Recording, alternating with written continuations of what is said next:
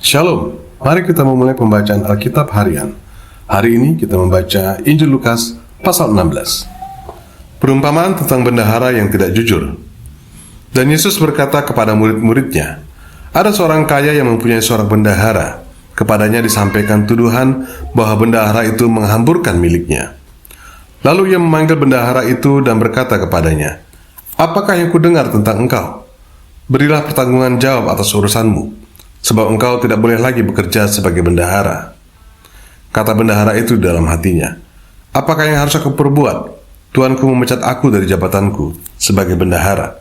Mencangkul aku tidak dapat, mengemis aku malu. Aku tahu apa yang akan kuperbuat, supaya apabila aku dipecat dari jabatanku sebagai bendahara, ada orang yang akan menampung aku di rumah mereka. Lalu ia memanggil seorang demi seorang yang berhutang kepada tuannya. Katanya kepada yang pertama, berapakah hutangmu kepada tuanku? Jawab orang itu, 100 tempayan minyak. Lalu katanya kepada orang itu, inilah surat hutangmu. Duduklah dan buat surat hutang lain sekarang juga, 50 tempayan. Kemudian ia berkata kepada yang kedua, dan berapakah hutangmu? Jawab orang itu, 100 pikul gandum. Katanya kepada orang itu, inilah surat hutangmu. Buatlah surat hutang lain 80 pikul. Lalu Tuhan itu memuji bendahara yang tidak jujur itu karena ia telah bertindak dengan cerdik. Sebab anak-anak dunia ini lebih cerdik terhadap sesamanya daripada anak-anak terang.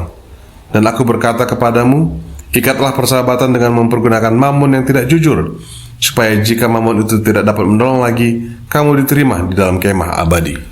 Setia dalam perkara yang kecil, nasihat. Barang siapa setia dalam perkara-perkara kecil, ia setia juga dalam perkara-perkara besar. Dan barang siapa tidak benar dalam perkara-perkara kecil, ia tidak benar juga dalam perkara-perkara besar. Jadi jikalau kamu tidak setia dalam hal mamon yang tidak jujur, siapakah yang akan mempercayakan kepadamu harta yang sesungguhnya?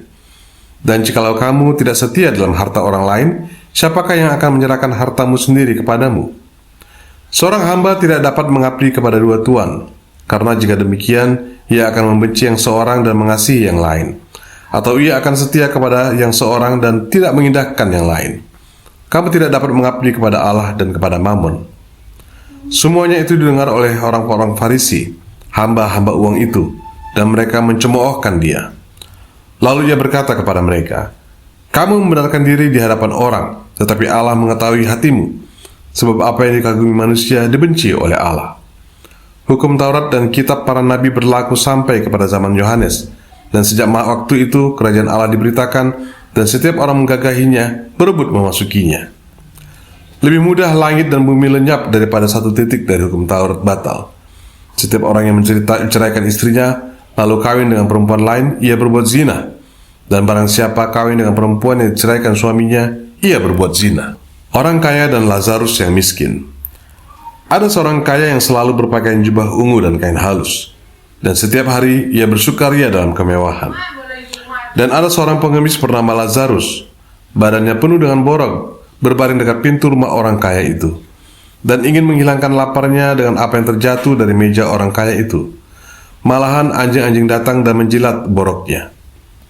Kemudian matilah orang miskin itu, lalu dibawa oleh malaikat-malaikat ke pangkuan Abraham. Orang kaya itu juga mati, lalu dikubur. Dan sementara ia menderita sengsara di alam maut, ia memandang ke atas, dan dari jauh dilihatnya Abraham dan Lazarus duduk di pangkuannya. Lalu ia berseru katanya, Bapa Abraham, kasihanilah aku, suruhlah Lazarus supaya ia mencelupkan ujung jarinya ke dalam air dan menjujukkan lidahku, sebab aku sangat kesakitan dalam nyala api ini. Tetapi Abraham berkata, anak, ingatlah bahwa engkau telah menerima segala yang baik sewaktu hidupmu, sedangkan Lazarus segala yang buruk. Sekarang ia mendapat hiburan dan engkau sangat menderita. Selain daripada itu, di antara kami dan engkau terbentang jurang yang tak terseberangi, supaya mereka yang mau pergi dari sini kepadamu, ataupun mereka yang mau datang dari situ kepada kami, tidak dapat menyeberang. Kata orang itu, kalau demikian, aku minta kepadamu, Bapa, supaya engkau menyuruh dia ke rumah ayahku.